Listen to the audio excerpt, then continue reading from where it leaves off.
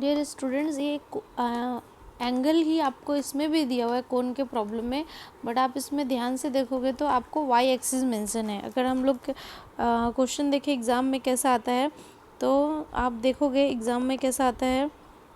ये एग्ज़ाम में ऐसा क्वेश्चन आता है, find the equation of right circular कोन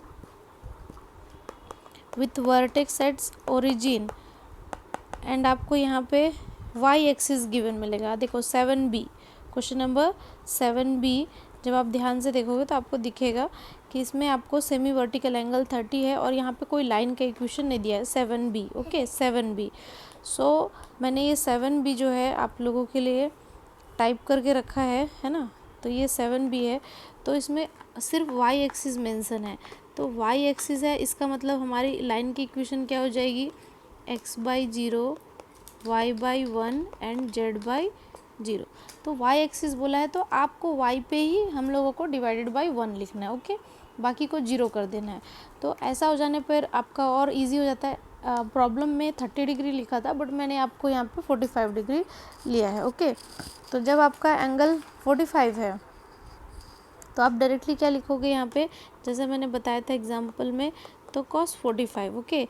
और नाउ अभी यहाँ पे क्या हो जाएगा, x into 0 plus y into 1, y into 1 plus z into 0, okay, and then divided by कितना हो जाएगा, ये आपका न्यूमरेटर में एक्स वाई जेड था तो x square plus y square plus z square, and ये कितना हो जाएगा 0 का स्क्वायर प्लस 1 का स्क्वायर प्लस 0 का स्क्वायर।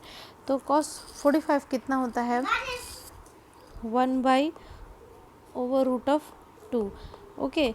तो जब 0 का मल्टीप्लाई किसी से भी हो तो वो क्या हो जाता है, 0 ही हो जाता है।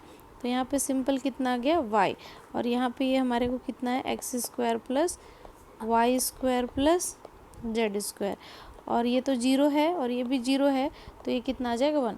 तो जैसे मैंने लास्ट टाइम बताया था, ये जो स्क्वायर रूट है उसको हटाने के लिए हम क्या करेंगे, बोथ साइड स्क्वायर लगा देंगे। तो ये कितना हो जाएगा, स्क्वायर रूट हट जाएगा तो ये 1 हो जाएगा, 1/2 हो जाएगा, और यहाँ पे वाई स्क्वायर हो जाएगा, एंड इसका ओवर रूट हट जाएगा स्क्वायर लगाने की वजह से, एंड 1 का ओवर रूट 1 हो जाएगा। नाउ अब हम क्या करेंगे, क्रॉस मल्टीप्लिकेशन, इसको इधर भेज देते हैं।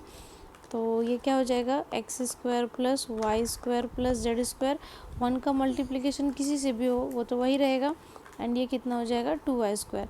तो नेगेटिव हो जाएंगी वैल्यू, जैसा आपको करना है आप कर सकते हो। अगर आप इसको इधर शिफ्ट करोगे तो ये कितना हो जाएगा, y square minus 2y square plus z square is equal to 0। तो ये हो जाएगा x square minus y square plus z square equal to 0। तो this will be your answer.